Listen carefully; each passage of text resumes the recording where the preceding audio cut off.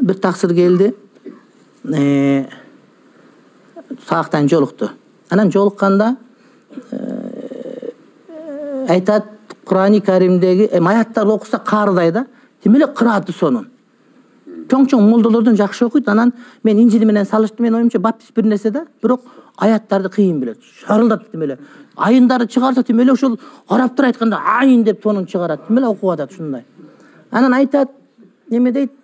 Кудай Таалам ширкти кечирбейм деп атат дейт да.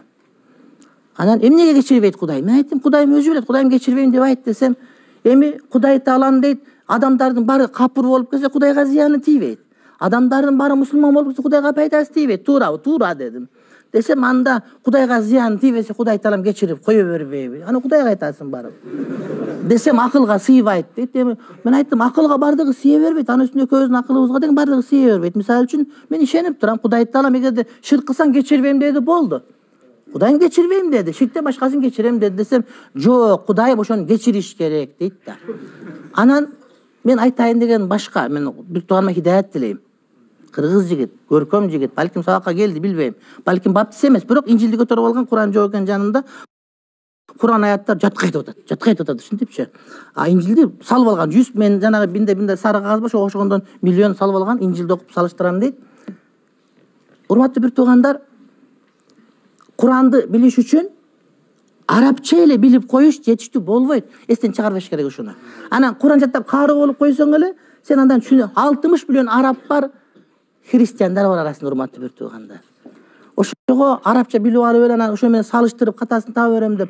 Анан сүйлөп атып сөз токтосо менин сөзүм бөлбөсөңүз, уксаңыз дейт. Жок, сенин сөзүң мончокко тизилгенде түз кетип атса бөлбөсө, бирок сенин сөзүң ката кетип атпайбы? Сен сүйлөп атасың, мисалы үчүн, уруп айтканда 4-кө 4 косто 9 анан кийин 10 деп айтып кетип атасың да. Мен аны токтотушум керек, сен ката айткан жериңе. 8 деп айтышың керек. Деп оңдоп атам да, оңдоп атсам, жок, логика салган. Эми урматтуу бир туугандар, логика деген сөздүчү этият болуш керек колдонгондо. Логика, мантык, анын эрежеси бар. Биринчи кириш сөз, экинчи кириш сөз, анан ошондон жыйынтык чыга турган болот да. Анан өзүң акылыңа сал, ушу логика ушундай деп эле, мен логика туура келбей атпайбы деген менен, ал илим, аны окуш керек өзүнчө. Мен таң кала берем да, анан кайсы логика десем ушуну, мен айттым, логиканын тартибине биз эми азыраак окуганбыз логиканы. Ибн Тейме деген бирөө айтат, бул мантык илим дейт. Акылы көп адамдар пайдаланбайт, акылы бар дейт. Акылы жок адамдар түшүнбөйт. Буну ким? Орто сар адамдар гана пайдаланат дейт да. Анан өзүңүн акылың эле салып элем, логикага туура келбейт деген менен ал туура эмес да. Бардык илимдин өзүнүн эрежеси болгондой, логиканын эрежеси бар. Туура ойлонгондун. Анан Кудай Таалам ушинтип айткан, туура. Адамдардын баары капыр болсо Кудайга зыян тийбейт. Зыян тийбесе, анда ширк деле Кудайга зыян тийбейт. Кудайга зыян тийбесе, анда эмне? Анда эмес да, мисалы үчүн ата-энени карабай койду. Карабай койсоң ата-эне каралбай калган жери жок.